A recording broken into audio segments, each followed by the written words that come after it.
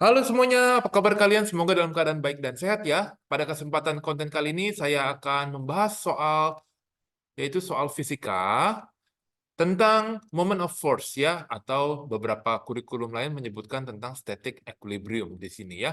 Jadi kalian harus bisa menguasai topik-topik seperti cara menghitung moment atau torque Q ya. Kalau kalian mau lihat basic-basic worksheet sebelumnya, kalian boleh tonton di video-video saya yang lain yang sebelumnya sudah saya buat. Untuk soal worksheet kali ini, kalian boleh download soalnya di dalam link di kolom deskripsi. Tanpa berlama-lama, kita langsung lihat soal dan pembahasannya. Di sini soalnya ada 4 esai, kita lihat dari yang soal pertama guys ya. A shop sign ya, ini ya, ini kayak papan reklame gitulah ya. Punya berat 215, dia gantungannya seperti ini, posisinya sudut dan jaraknya seperti ini. Dia digantung di ujung sebuah beam, terus beamnya itu disupport sama sebuah kabel ya, atau wire di sini ya.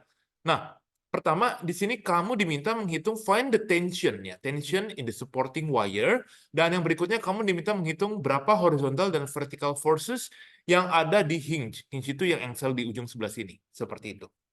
Nah, hint-nya di sini ada first, you have to be able to draw the free body diagrams dari sistem yang kompleks ini. Ya, kita pelan-pelan aja. Kita lihat. Yang pertama ada berat si itu ya, reklamenya ya, si Paul ini ya, si Paul Auto Repair. Jelas dia ke bawah di sini ya, W1 kita anggap ya.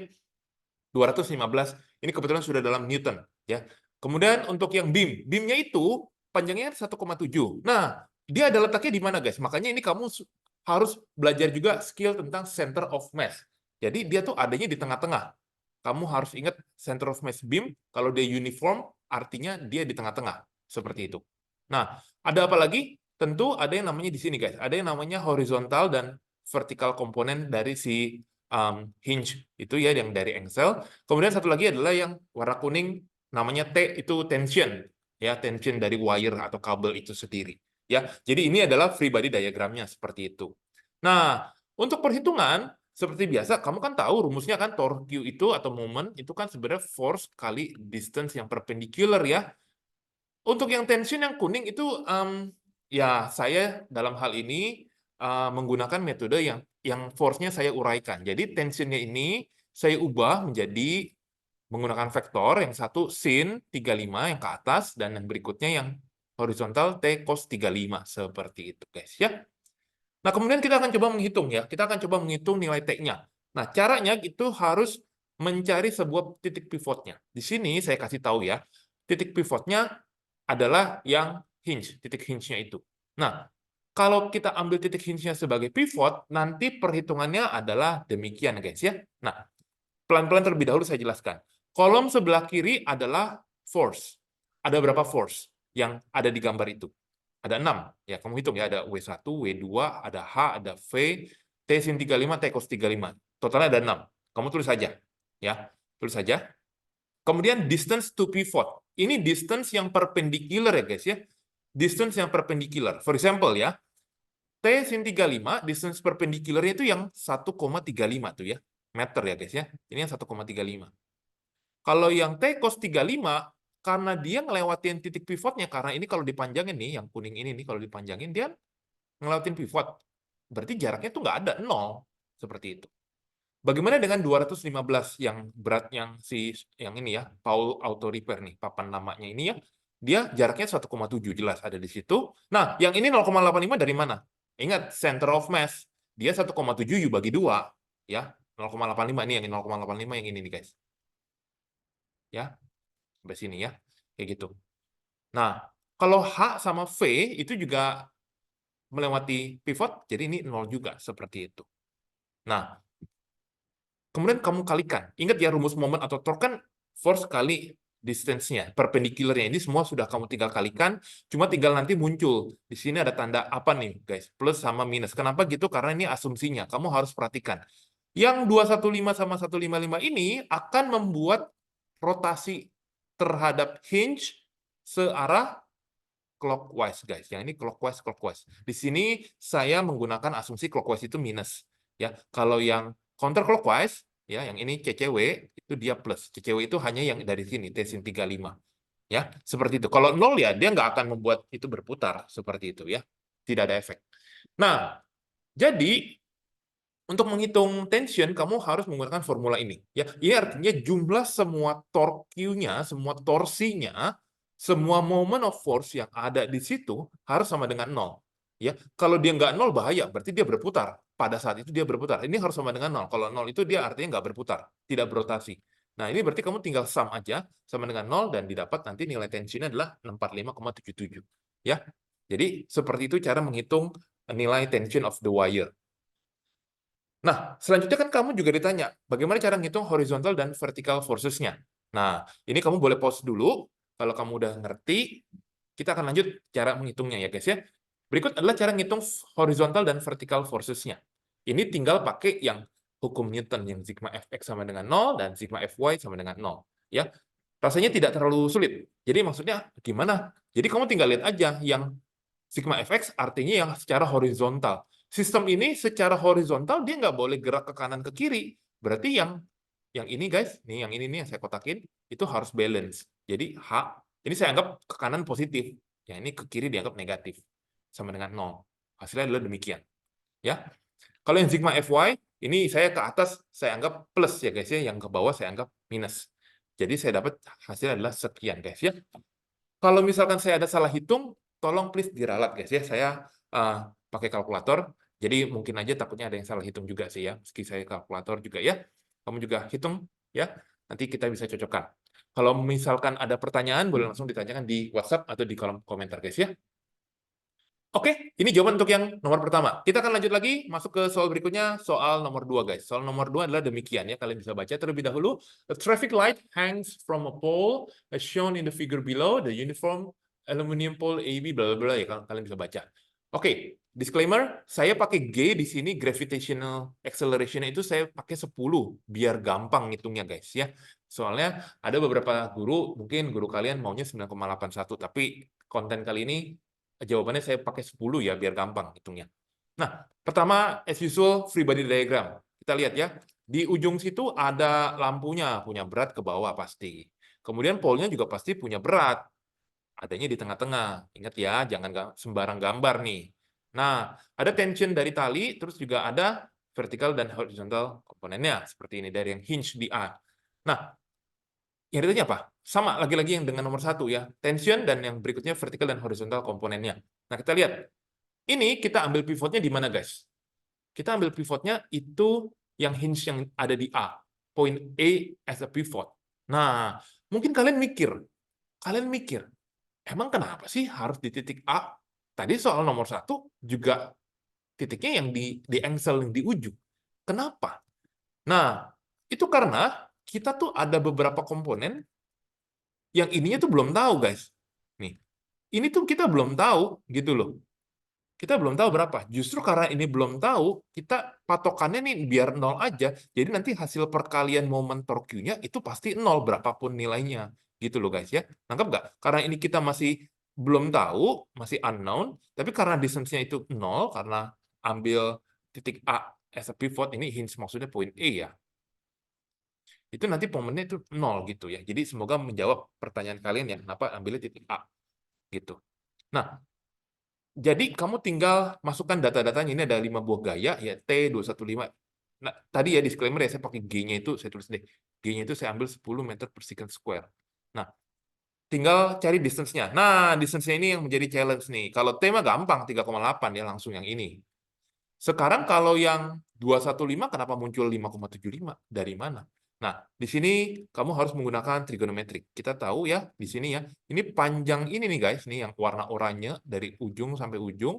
Itu berapa? 7,2 meter guys. Nah, 7,2 meter ya. Di sini kamu harus mencari jarak yang ini nih guys, yang ini.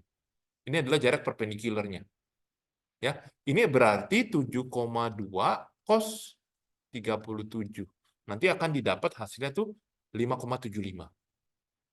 Sedangkan untuk yang 120, jarak itu ambil yang ini. Ini adalah 7,2 cos 37, ya kamu bagi 2. Seperti itu. Nanti hasilnya adalah 2,875. Ya, saya tulis ya di sini ya guys. Ini adalah 7,2 cos 37. Yang ini tuh 7,2 cos 37 U bagi 2. Seperti itu. Karena jaraknya terhadap poin A, titik A di sini nih ya. Maksudnya referensi A-nya kan di ujung sini, seperti itu. Kemudian kamu tinggal kali, dan jangan lupa plus minus untuk mengetahui mana yang clockwise, mana anti clockwise. Harusnya kalian sudah bisa, ya. Jadi masukin ke rumusnya ini ya, sigma torsi harus sama dengan 0. Kalau nggak 0 bahaya. Wih, ini kalau nggak 0 bahaya, bisa terjadi kecelakaan. Nah, tinggal dimasukin guys, seperti ini. Nanti didapat nilai tensionnya adalah 416,1. Kemudian ini yang A. Untuk yang B itu juga sama. Kita diminta menghitung vertikal dan horizontal komponennya. Ya tinggal menggunakan Newton yang ini ya. Sigma Fx sama dengan 0, sigma Fy sama dengan 0. Nanti dapat hasilnya adalah demikian guys ya. Boleh please tolong di cross check kembali kalau misalkan ada yang salah, tolong saya diralat ya guys ya. Ini adalah jawaban untuk yang nomor kedua guys. Dan sebentar lagi kita akan masuk ke soal berikutnya di nomor yang ketiga guys. Soal nomor ketiga ini dia sudah memberitahu free body diagramnya. Jadi good for you ya. Jadi enak nih, udah enak. Tinggal cari. Tapi ini pertanyaannya aneh. Pertanyaannya adalah what is the coefficient static friction? Nah, nanti saya akan ajarin cara menghitung friction. Nah, tapi seperti biasa kamu harus mikir. Ini kita kan pasti pakai rumus sigma torsi, tapi pivotnya yang mana gitu, terhadap pivot yang mana nih, karena jaraknya kan banyak, mau pivot yang mana gitu loh, karena ketika ulangan nanti bisa jadi, oh kak teman kamu pivotnya di bawah, yang satu pivotnya di atas gitu ya. Nah seperti hint saya tadi sebelumnya ya, ini kan ditanya ya which point as pivot, kamu ambil pivotnya yang paling banyak yang nggak diketahui, kayak tadi nomor 1 nomor 2 itu kan di hinge angle-nya itu kan ada 2 horizontal dan vertical komponen yang kita nggak tahu. Nah, di titik itulah pertama kita taruh sebagai pivot. Di sini tuh mana? Yang C nih guys. Yang C ini kita tuh ada 2 nih. Dan ini kita nggak tahu. Gitu loh. Ya. Jadi titik itu sebagai pivot. Ya. Nah, ini saya sudah buat data-datanya. Nah, kita lihat ya. Ini sebenarnya kalau untuk jarak kayaknya udah oke semua sih ya. Nggak ada masalah sih. Ini 1,5 didapat dari ya 3/2 guys ya. Kan 3/2. 3 meter bagi 2. Seperti itu. Kamu tinggal hitung, masukkan plus minus untuk anti clockwise dan clockwise. Hasilnya didapat seperti ini guys. Ini adalah hasilnya yaitu untuk VW. VW ini adalah force dari wall-nya seperti itu ya. Oke guys, jadi ini jawaban untuk nomor 3. Tapi belum menjawab soalnya. Ini hanya mencari force of the wall-nya seperti itu. Nah, kita akan coba cari seperti biasa, yaitu cari FCY dan FCX-nya. Ya, intinya yang cari yang horizontal dan vertikal komponennya seperti itu. Pakai rumus yang ini, nah kalian akan dapat hasilnya seperti ini. Nah, jadi saya bantu gambarkan secara detail apa yang terjadi di lingkaran warna oranye ini ya. Saya bantu. Jadi ini kan ground, ini ada tangganya, ini. Nah, gaya yang disebut FCX itu sebenarnya adalah gaya friction. Ini sebenarnya gaya friction. Kemudian gaya yang FCY ini sebenarnya gaya normal. Ingat, normal itu selalu perpendikular terhadap dari surface-nya ya. Ini kan ground-nya seperti ini. Nah, ini permukaannya seperti ini. Nah, rumus friction itu sebenarnya adalah mu kalikan normal. Kamu tinggal masukkan friction itu adalah FCX-nya, yaitu 333,75, mu normalnya adalah 670. Jadi mu-nya kamu bagi. Hasilnya saya dapat sekitar 0,49 something lah, mendekati 0,5 seperti itu. So ini jawaban untuk yang nomor 3 guys ya. Ini adalah coefficient static friction-nya. Jadi mu itu adalah coefficient static friction-nya. Oke, semoga cukup jelas nih. Kita akan masuk ke soal terakhir, soal nomor keempat. Soal nomor 4 kayaknya nggak susah karena bukan hitungan. Soal nomor 4 ini hanya ya teori ya. Kita bisa baca. The diagram shows 4 forces applied to a circular object. Ya, ini circular object ya, mungkin silinder atau bola ya. Which of the following describes the resultant force and the resultant torque on the object? Nah, kita lihat dahulu nih guys. Untuk yang force-nya dulu. Kita lihat, the pair of 45 Newton itu pasangannya itu opposite direction ya. Kamu bisa lihat nih. Yang satu ke atas, yang satu ke bawah. Itu berarti maksudnya gini, dari yang kalimat hijau ini artinya sigma Fy itu 0. Tapi yang si biru ini, dia mengatakan yang ini sama ini tuh nggak 0 loh. Tidak, tidak 0. Jadi pasti resultant force-nya non-zero. Ya, gitu. Pasti resultant force non-zero, berarti antara ini atau enggak ini. Bagaimana dengan yang torque Q? Nah, kamu bisa lihat, torque Q kalimatnya dimulai dari yang biru nih. The pair of 30 Newton force are in the opposite direction. One is clockwise, another is anti-clockwise. Loh, kok tahu? Yang kamu perhatikan yang 30 nih, yang ini. Ini gaya 30 Newton yang merah membuat benda ini berputarnya kan kayak begini. Sedangkan gaya yang saya kasih warna apa ya? Ini ya, dark red ya. Ini yang bawah nih, yang coklat-coklat gitu. Dia akan membuat perputarannya seperti ini. Dan itu karena sama besar, berarti dia saling menghilangkan. Kayak gitu. Ya, zero lah. Kayak gitu ya. Nah, sedangkan kalau yang warna si kuning itu 45, ya, yang 45 itu, ini kan membuat dia berputar gini, yang ini berputarnya gini. Jadi akan terus berputar. Sehingga ini adalah non-zero. Jadi jawabannya yang betul adalah yang A, guys ya. Jadi kalau in real life, ini anggap aja ini bola nih. Kalau kamu suka main bola, guys. Bolanya ini geraknya itu lagi ke arah kanan, ya, karena ini ada force 60 Newton gitu ya totalnya. Tapi dia juga berputar, guys. Dia tuh ada spinnya gitu loh. Kalau kamu yang ngerti main bola, atau mungkin main apa ya, main basket, main biliar, ya main biliar itu penting sih untuk spin ya. Main bola lah terutama, atau main baseball, kasti, gitu ya. Jadi ini kamu lempar 60, tapi dia ada spinnya seperti itu. Ya. So, demikian konten kali ini tentang static equilibrium dan moment of force. Semoga video konten ini bisa membantu kalian mengerjakan worksheet dan mempersiapkan diri lebih baik ketika ada quiz atau ulangan. Jika kalian punya pertanyaan, boleh langsung tanya di WhatsApp atau di kolom komentar. Kita akan ketemu di video selanjutnya untuk membahas soal yang lain. Terima kasih.